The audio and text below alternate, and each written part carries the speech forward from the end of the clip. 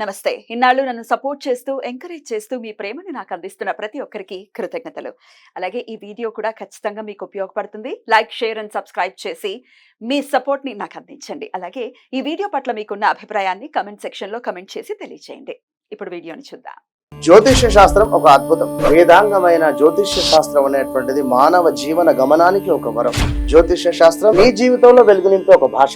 ఆ భాష నీకు అర్థమైతే ప్రకృతి నీతో మాట్లాడుతుంది. అస్ట్రాలజీ నేర్చుకోవాలి అనుకునే వారికి అద్భుత అవకాశం. మురళీధర శర్మ గారి అస్ట్రాలజీ క్లాసెస్ అతి త్వరలో మొదలు కాబోతున్నాయి. 100% జాబ్ గ్యారంటీ. వివరాల కొరకు సంప్రదించండి. నమస్తే, వెల్కమ్ టు అవర్ ఛానల్. నేను పద్మిని. ప్రస్తుతం పాటు ప్రముఖ ఆధ్యాత్మికవేత్త, ఆస్ట్రాలజర్, అలాగే లైఫ్ కోచ్ సుధా గారు మనతో పాటు ఉన్నారు. మాట్లాడదాం. సుధా గారు నమస్తే అండి. నమస్కారం పద్మిని. సుధా గారు రాశి ఫలాలు చెప్పబోతున్నారా? అవునవును, మరి వచ్చేది అందరికి ఇంట్రెస్ట్ అదే కదా, మరి చాలా ఇంట్రెస్ట్.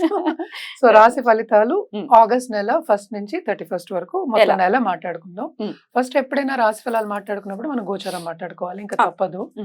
సో మనకి తెలుసు, ఇప్పుడు రాహు ఏమో మనకి మీనంలో ఉన్నారు, ఇప్పుడు మేషంలో ఏమి ప్లానెట్స్ లేవు.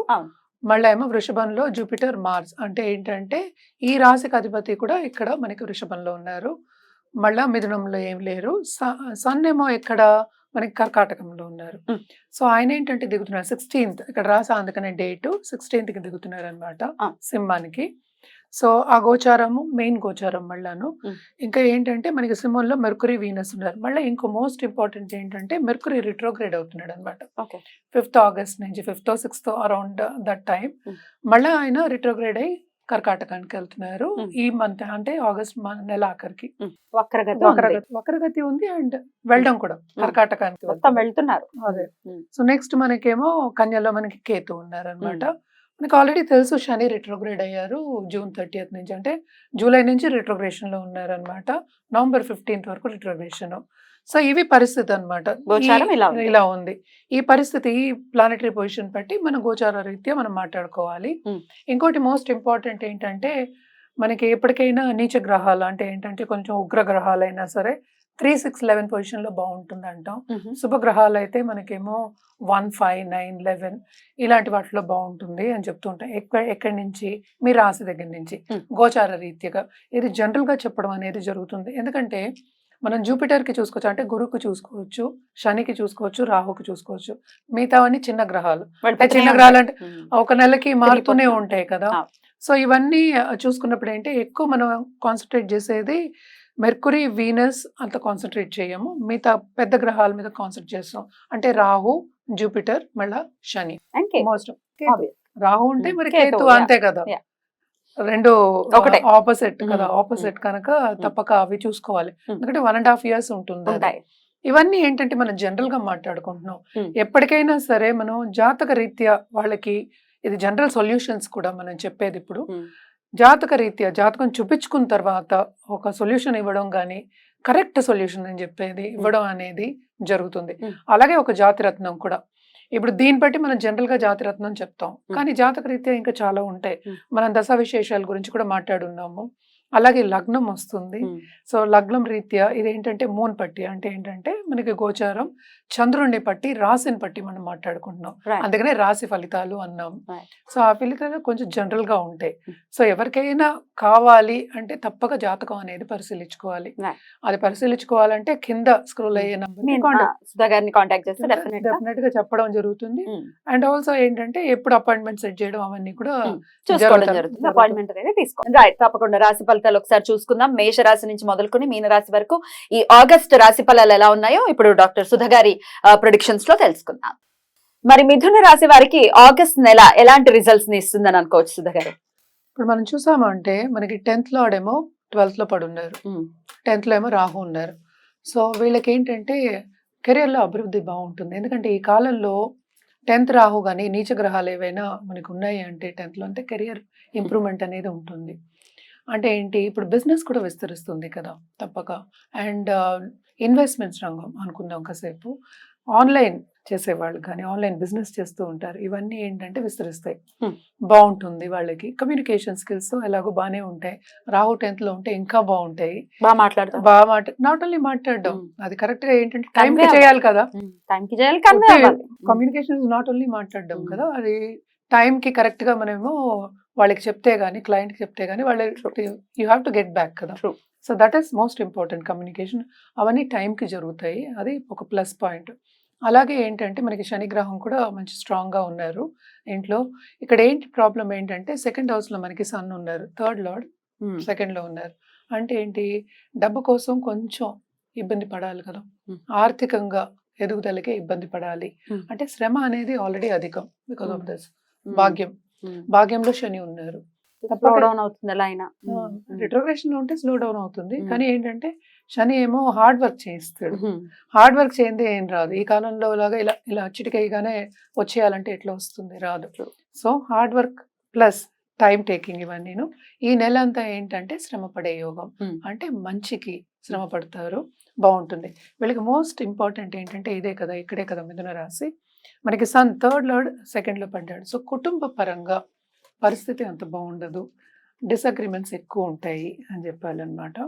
ఇది కూడా first half of this month. మళ్ళీ థర్డ్ హౌస్కి వెళ్ళిపోతే వాళ్ళకి ఏంటంటే వాళ్ళ తోబుట్టువులకి వాళ్ళకి కూడా బాగుంటుంది, మంచి షైనింగ్ అనేది వస్తుంది. 16th నుంచి మళ్ళీ నార్మల్. కానీ మళ్ళీ ఏంటంటే మాస్ ఏమో ఈ మంత్ ఎండ్కి మూవ్ అవుతున్నారు. మెర్కురీ రిట్రోగ్రేషన్ వస్తున్నారు థర్డ్ హౌస్ లో. మన వీనస్ కూడా మనకి థర్డ్ హౌస్ లో ఉన్నారు. సో ఎక్కడ చూసినా కొన్ని ఇబ్బందులే. అంటే ఈ రాశికి అధిపతి కదా మరి. అవును అవును. మూడో ఇంట్లో ఉంటే ఏమవుతుంది? క్రియేటివిటీ పెరుగుతుంది, కానీ కష్టపడడం అనేది ఎక్కువ అవుతుంది కదా. శ్రమ పడడం అనేది చాలా ఎక్కువ అవుతుంది. శ్రమకి తగిన ఫలితం దొరికినప్పుడు ఎవరైనా హ్యాపీగా ఉంటారు. ఈ నెలలో అంత ఉండదు అని చెప్పడానికి అనమాట ఇవన్నీ. అండ్ ఫోర్త్ హౌస్ కేతు ఉన్నాడు కనుక ఎలా వస్తుందో స్టడీ, డిఫరెంట్ స్టడీ వెళ్తారు పాత్ తప్పక. అండ్ ఆల్సో అలాగే మనకి కెరియర్ పరంగా చూసాము అంటే వేరే స్థానచలనం ఉండే ఛాన్సెస్ కూడా ఎక్కువ కనిపిస్తున్నాయి. కంటే ఇక్కడ రాహు ఉన్నాడు. సో స్థానచలనం అంటే ఏంటి? తిరగడం, ట్రావెలింగ్. ఆ ట్రావెలింగ్ అప్పుడు కూడా శ్రమే కదా. సో బేసిక్ గా ఏంటంటే అందుకని మిశ్రమం చెప్తాము. మొత్తం శ్రమ, మొత్తం ఏంటంటే చాలా శ్రమ కిందే కనిపిస్తూ ఉంది. ఎక్కడ చూసినా శ్రమ పడింది, హార్డ్ వర్క్ చేయండి ఏం రాదు, డబ్బు కూడా రాదు. సో షైన్ రావాలి అంటే ఏంటంటే రికగ్నిషన్ రావాలి అంటే అది second half of this month నుంచే వస్తుంది. రికగ్నిషన్ ఉంటే మనకి డబ్బు ఉండదు, డబ్బు ఉంటే రికగ్నిషన్ ఉండదు అన్నట్టు పరిస్థితి ఉంటుంది అనమాట అప్పుడప్పుడు. అదే ప్రాపర్టీ విషయాన్ని మాత్రం కొంచెం జాగ్రత్తగా చూసుకోవాలి. ఎందుకంటే థర్డ్ లార్డ్ సెకండ్ లో కూడా పడ్డాడు. ఆర్థికంగా అంటే ప్రాపర్టీ మనం కాపాడుకుంటూ ఉండాలి. కోర్ట్ కేసెస్ ఉన్న వాళ్ళు కూడా కొంచెం జాగ్రత్తగా ఉండవలసిన పరిస్థితి. ఇన్వెస్ట్మెంట్ రంగంలో ఉన్న వాళ్ళు కూడా ఇన్వెస్ట్మెంట్ చేయాలి అంటే కూడా first half of this month చేయడం మంచిది. ఎందుకంటే పరిస్థితి చూసామంటే అన్ని మూడు, ఇది బెస్ట్ బెనిఫిట్ ఏంటి? వీనస్ కూడా మనకి 3లో పడ్డాడు అనమాట. మళ్ళీ జాతక రీత్యా చూడవలసిందే ఇవన్నీ. ఏంటంటే జనరల్ గా మనం మాట్లాడుకుంటున్నాం బెస్ట్ బెనిఫిట్ ఈ శుక్రుడు ఈ రాశికి. సో కానీ 12th లార్డ్ కూడా అయ్యాడు కదా at the same time. So ఇవి చూసుకోవడం అనేది వెరీ వెరీ ఇంపార్టెంట్ అన్నమాట. హెల్త్ ఎలా ఉంటుంది అనుకోవచ్చండి? హెల్త్ అనేది కొంచెం సెన్సిటివ్ గానే ఉంటుంది, అది మాత్రం వెరీ వెరీ ఇంపార్టెంట్. మనకి 12th లో 2 గ్రహాలు పడి ఉన్నాయి, బలంగా కూర్చుని ఉన్నాయి. అంటే ఏంటంటే మెడికల్ గా కొన్ని లాసెస్ వచ్చే ఛాన్సెస్ ఎక్కువ కనిపిస్తున్నాయి అనమాట. డాక్టర్ దగ్గరికి తప్పక వెళ్ళి రావాల్సిన ఛాన్సెస్. అండ్ ఆల్సో ఏంటంటే అలాగే పిల్లల్ని కుటుంబ పరంగా చూసుకోవడం అనేది చాలా మంచిది అనమాట. అంటే వాళ్ళ హెల్త్ కూడా సెన్సిటివ్ అయ్యే ఛాన్సెస్ ఉంటాయి కనుక జాగ్రత్తగా చూసుకోవాలి. నేను ఇందాక చెప్పినట్టు ఇన్వెస్ట్మెంట్స్ అలాగే బిజినెస్ కూడా, బిజినెస్ పార్ట్నర్షిప్ బిజినెస్ పెట్టుకోవాలి, ఇంకా ఏమైనా బ్రాంచెస్ పెట్టుకోవాలి అన్న వాళ్ళు first half of this month పెట్టుకోవడం అనేది మంచిది. సెకండ్ హాఫ్ ఆఫ్ మంత్ కన్నా ఫస్ట్ హాఫ్ కొంచెం బెటర్ ఉంది ఫైనాన్షియల్ పొజిషన్ అని చెప్పుకోవాలన్నమాట. రెమెడియల్ మెజర్స్ ఏమి వీళ్ళు పాటించాల్సి ఉంటుంది? తప్పక సూర్యుడికి అర్ఘ్యం ఇవ్వడం ఒకటి, ఇంకొకటి ఏంటంటే లక్ష్మీదేవిని కొలవడం. ఎందుకంటే ఆర్థిక పరిస్థితి అంటే ఇప్పుడు మనకి శ్రావణ మాసం అంతా ప్రతిష్ఠ మనకి తెలుసు కదా. విష్ణుకి చేస్తాం, అలాగే లక్ష్మీదేవికి. అంటే లక్ష్మి అంటే ఏంటి? అన్ని లక్ష్మిలు, ధైర్య లక్ష్మిని కూడా తెచ్చుకోవాలి మనం. కరెక్ట్, అన్ని తెచ్చుకోవాలి కనుక లక్ష్మీదేవిని కొలవడం అనేది విష్ణుమూర్తి స్వరూపం ప్లస్ లక్ష్మీ స్వరూపం కలిసిన ప్రతిమ పెట్టుకుని కొలవడం అనేది చాలా మంచిది.